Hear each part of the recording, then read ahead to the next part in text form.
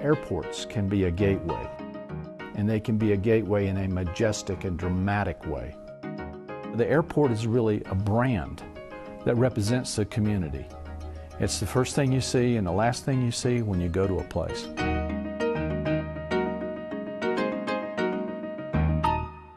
Art and architecture matter, and it affects your life. It affects your life in many ways. And so what we have in the design of airports is applied art and applied science. I think Fentress is really showing how airports can be unique, uplifting, and exciting spaces. Using technology and innovation to sort of create these very unique spaces that are very different from the airports that I knew when I was growing up in the 70s and the 80s, that almost became these long, low corridors filled with fluorescent light and almost were people processors. The goal of the exhibition in pulling together the specific works that you see in the gallery was to reveal the creative process of the design of airports. And so you'll see things like sketches, the use of digital animation to move through spaces, bringing these spaces into the third dimension with a lot of the models.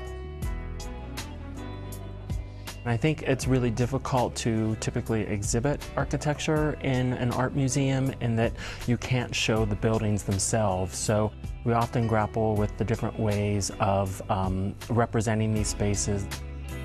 It's a really interesting way of getting our visitors into these spaces without actually going to an airport itself.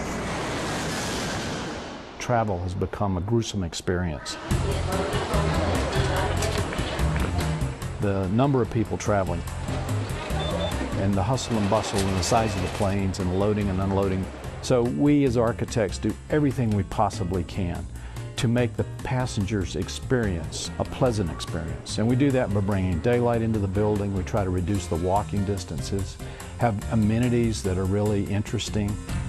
When we're designing an airport, we think of our touchstones of design, which are things like bring the context into the design of the building and celebrate the entrance to the building. We try to capture the culture and the place. We use natural materials from that area, and we capture something from the history of that place in the design of the building. A part of trying to capture the essence of a place is researching the area and understanding what's special about this place. The North Carolina project that we did in Raleigh-Durham, we used laminated wood beams inside the building because that area is about crafts and hardwoods.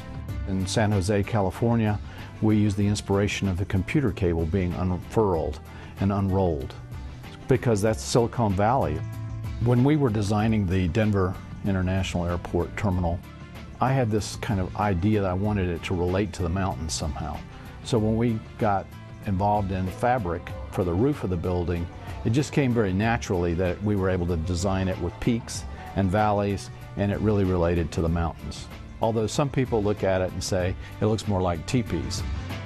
With the Denver airport, we started a whole new genre of things that are going on in airport design around the world, where now everyone wants their airport to relate to the place and be emblematic of that place. Architecture matters.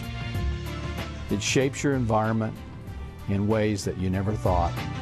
It shapes how you move through a space, the way you sit in a space, the way daylight comes into the space.